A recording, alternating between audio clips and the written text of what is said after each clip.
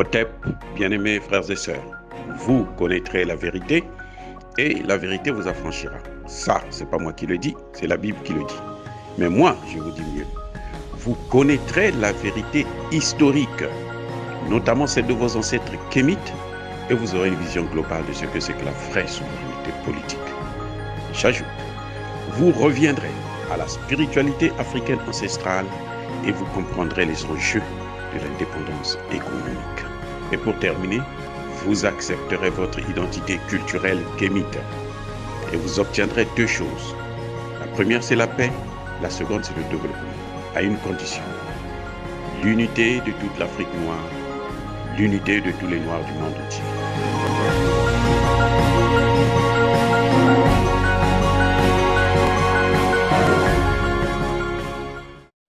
Otep à tous, bienvenue sur la chaîne des panafricanistes par essence, par conviction et par excellence. Celle des citoyens kémites par nécessité et obligation de combat.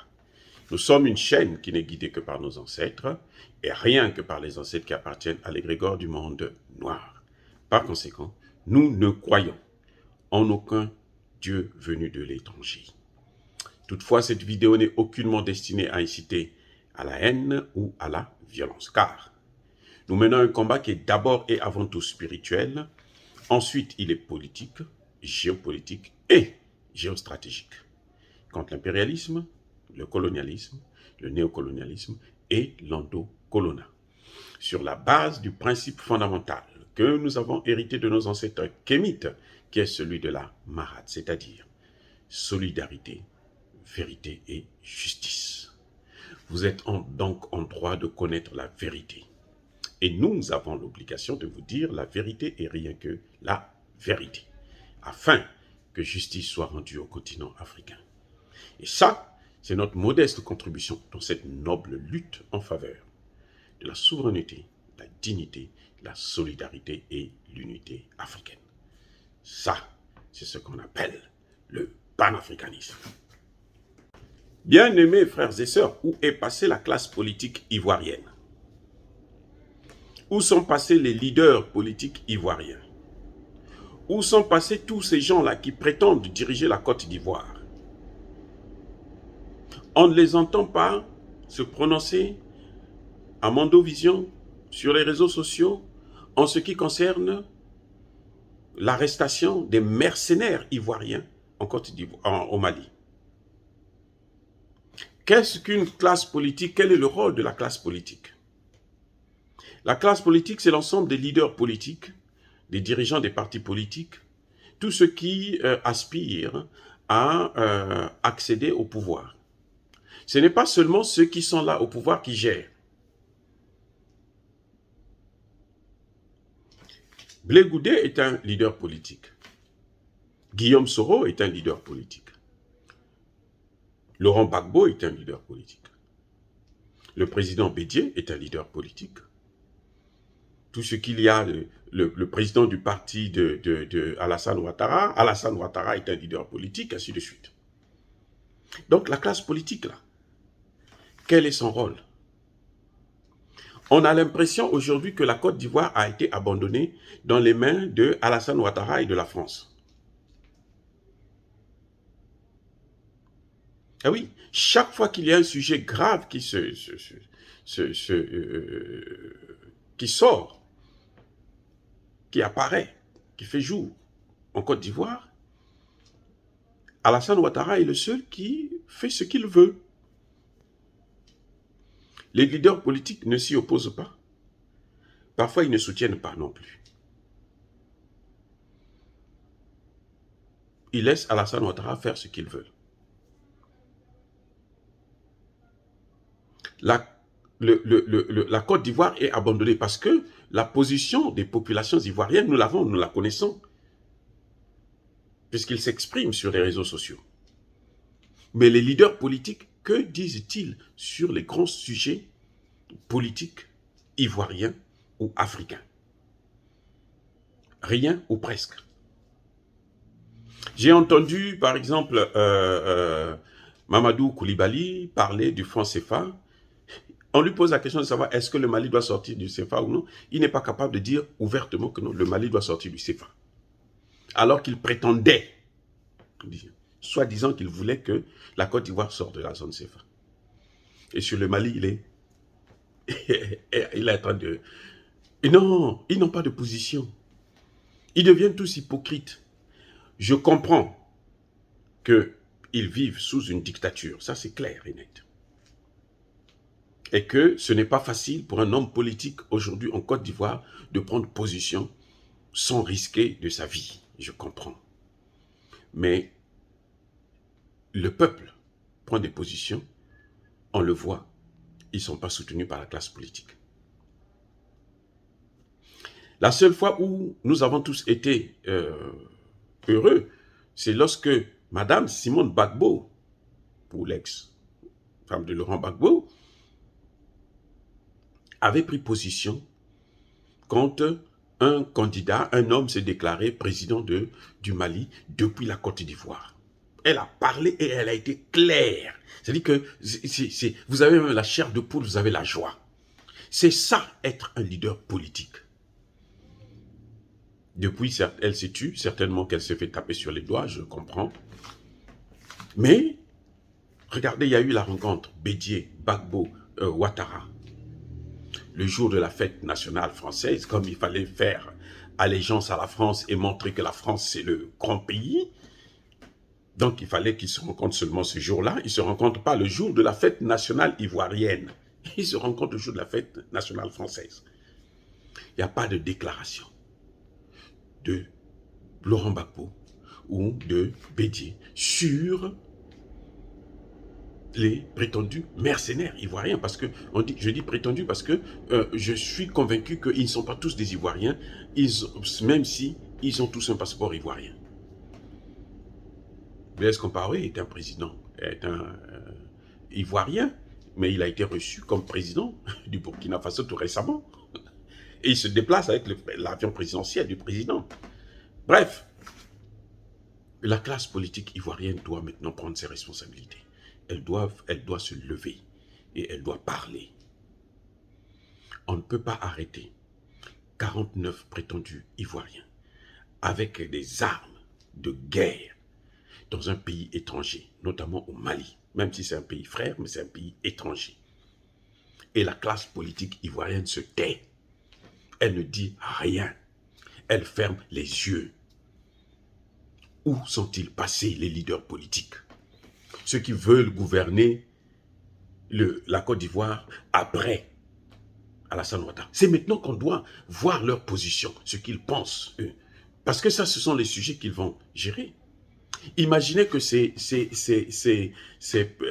leaders, ces mercenaires ivoiriens sont condamnés à mort ou à la prison à perpétuité. Donc, quand Alassane Ouattara va partir, ils vont hériter du dossier. C'est là maintenant qu'ils vont chercher à savoir, mais qu'est-ce qui s'était passé? Nous, on n'était pas contents, ce n'est pas normal. Bon, mais le Mali, nous, on préfère négocier comme ça. Non, ça n'a pas de sens. On a abandonné la Côte d'Ivoire aujourd'hui dans les mains de Alassane Ouattara et Emmanuel Macron. Parce que vous le savez très bien, nous le savons tous. Ce n'est un secret pour personne. Alassane Ouattara est la chose, je l'ai déjà dit dans une vidéo, d'Emmanuel Macron. Emmanuel Macron joue avec lui comme on joue avec un ballon de ping-pong.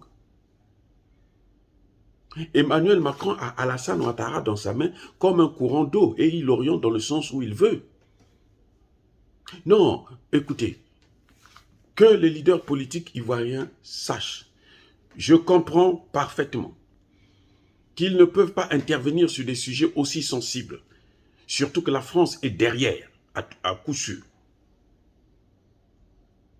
La France est derrière, parce qu'Emmanuel Macron est le maître de la Côte d'Ivoire actuellement. Donc, ils ne peuvent pas intervenir sans prendre des risques pour leur vie, sans mettre leur vie en danger. Nous le savons, nous le comprenons. Mais je suis convaincu aussi que lorsqu'ils parlent tous d'une seule voix, par exemple l'opposition dit « notre position c'est celle-ci », sur un dossier qui concerne la Côte d'Ivoire, ça m'étonnera que les Français puissent les tuer tous. Non. C'est maintenant qu'on veut savoir qu'est-ce qu'eux ils pensent de la Côte d'Ivoire. C'est pas lorsque ils seront au pouvoir qu'ils vont commencer maintenant à se positionner sur des questions ivoiriennes. Non. Ils doivent soutenir le peuple ivoirien. Le peuple ivoirien est en difficulté. Les Ivoiriens souffrent parce que les Ivoiriens sont abandonnés. La Côte d'Ivoire, aujourd'hui, en 10 ans, Alassane Ouattara a creusé la dette. Plus de 20 000 milliards de dettes en 10 ans. Eh oui, ce n'est pas la rigolade, les gars. Mais ce n'est pas parce que quand vous serez au pouvoir que vous allez vous tourner les yeux pour dire mais ce type-là, il avait gaspillé le pays, il avait endetté le pays d'une manière incroyable. C'est maintenant qu'il faut parler. Dire que non, mais stop avec ça. C'est maintenant qu'il faut dire à la Côte d'Ivoire d'arrêter d'empoisonner les relations entre le peuple ivoirien et le peuple malien. Parce qu'au-delà des dirigeants politiques, ça touche des populations. Lorsqu'on a mis l'embargo sur le Mali, décidé par Emmanuel Macron, tenu mordicus par Alassane Ouattara, qui est le fils d'Emmanuel Macron, qui est l'homme de main d'Emmanuel Macron, mais ça a pénalisé qui? C'est pas Ouattara, c'est pas Assimi Goïta, ça a pénalisé les peuples maliens et les peuples ivoiriens. Non, ce qui se passe là au haut niveau, à un moment donné, ça a des répercussions, qu'on le veuille ou non, sur des populations. Même si les populations s'entendent, on sait que les Maliens et les Ivoiriens sont des peuples frères.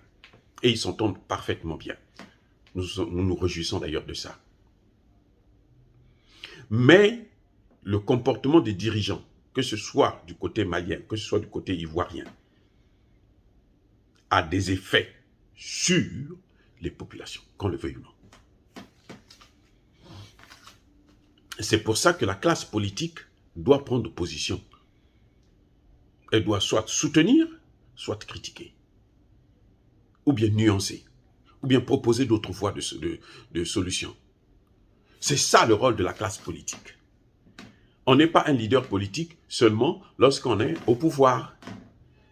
Pour défendre Laurent Gbagbo, on a vu Blé Goudé mobiliser la jeunesse, parler aux jeunes et les pousser à se révolter contre l'insurrection de Alassane Ouattara. Eh oui, on l'a vu. Ce n'est pas un fait à nier. Tout comme on a vu Guillaume Soro prendre des armes, être devant la rébellion pour venir déloger Laurent Gbagbo du pouvoir, avec des armes,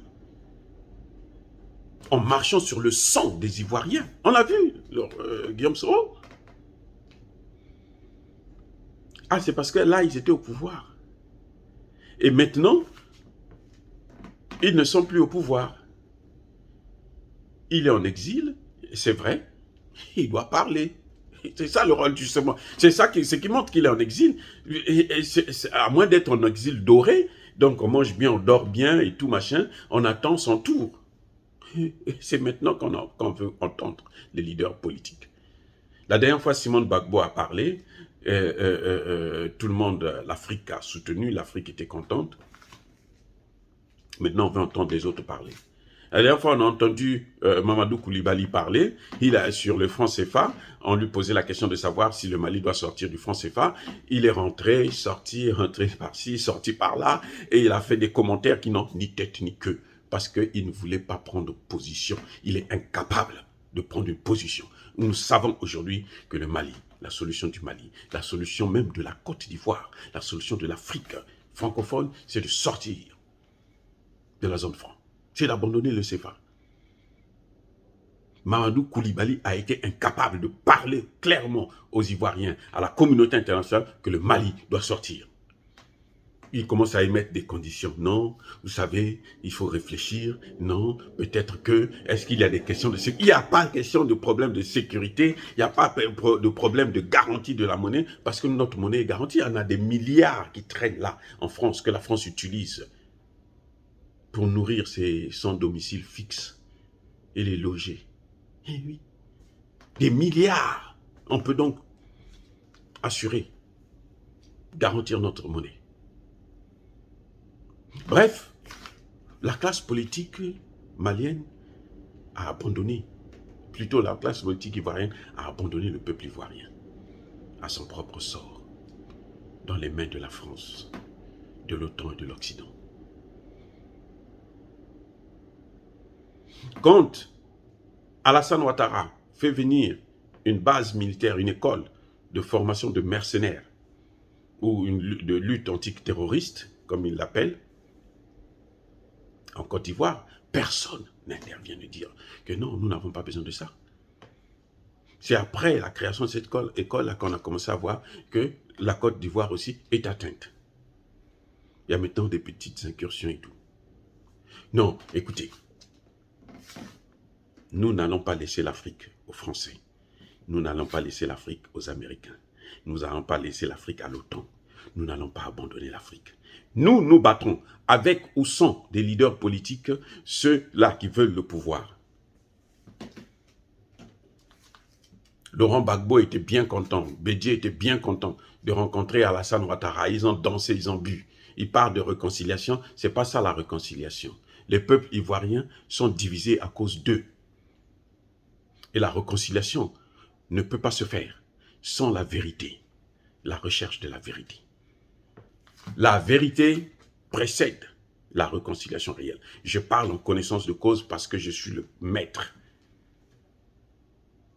C'est moi qui ai créé ce qu'on appelle la justice transitionnelle, donc une justice de réconciliation. Donc s'il n'y a pas cette justice-là, qui est basée sur la reconnaissance de la vérité, savoir quel a été le rôle de chacun dans la catastrophe qui a emmené la Côte d'Ivoire dans le gouffre dans lequel il se trouve, il n'y aura pas de réconciliation. Tout ça, c'est l'hypocrisie. Ce n'est que l'appétit du pouvoir. Un homme politique sérieux, ce n'est pas celui qui attend d'être au pouvoir pour pouvoir penser aux questions sérieuses. Non, parce qu'il établit son programme par rapport aux questions sérieuses qui se posent au moment où il est encore au pouvoir. Il établit son programme pour apporter des solutions aux problèmes qui précèdent son accession au pouvoir. Ce n'est pas lorsqu'il est au pouvoir qu'il va maintenant avoir un programme, non. C'est avant ça. Et pour établir ces propositions-là, il faut qu'il les teste pour voir comment répond, comment réagit la population. C'est en sortant, en parlant. 49 mercenaires ivoiriens, prétendus ivoiriens, sont arrêtés au Mali. Mais c'est là qu'on doit voir les hommes politiques parler, dire quelle est leur position. La Côte d'Ivoire a réagi 48 heures après pour reconnaître que ce sont des Ivoiriens et il faut les rapatrier. Pourquoi tout ce retard-là? Mais ce sont les hommes politiques ivoiriens qui devraient parler de ça. Alassane Ouattara ne peut que se protéger, ne peut que mentir. De toutes les façons, c'est un menteur né, il a ça dans le sang. Mais il faudrait qu'il y ait opposition, il faudrait qu'il y ait soutien des leaders politiques qui doivent dire non, mais c'est lesquels qui vont en négocier dans cette affaire? Vous croyez que c'est Alassane Ouattara qui va aller au Mali voir non, ce sont les leaders politiques qui doivent demander à ce qu'ils puissent avoir un bémol entre les deux pays, parce que ce sont des pays frères. Mais ils ne jouent pas leur rôle en ce net moment. Ils attendent le pouvoir, mais ils ne jouent pas leur rôle. Ils ne se préparent pas à gérer justement les questions qui vont les amener au pouvoir. Oh, bien-aimés frères et sœurs, est-ce que dire cela, c'est inciter à la haine ou à la violence? Non, non, non, non, non, non, non. Nous n'avons aucune intention d'inciter nos parents ivoiriens ou maliens à s'affronter ou quelque chose de ce genre.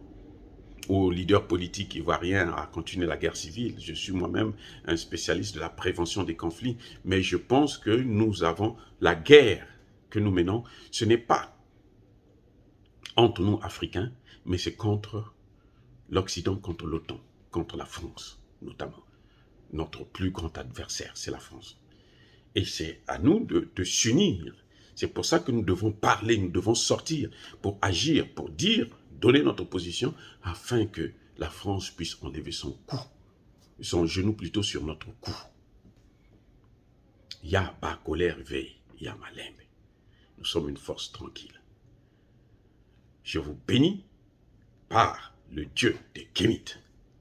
J'ai dit et j'assume.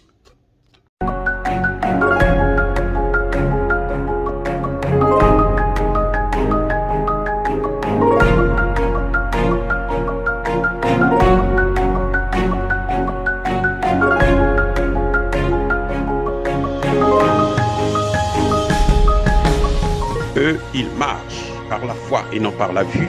Mais moi, je vous conseille vivement de marcher par la connaissance scientifique et historique, notamment celle de nos ancêtres kémites, par les 5 sens et par l'intelligence. Otep, vive l'Afrique éternelle et que Dieu vous bénisse. Abou Apia.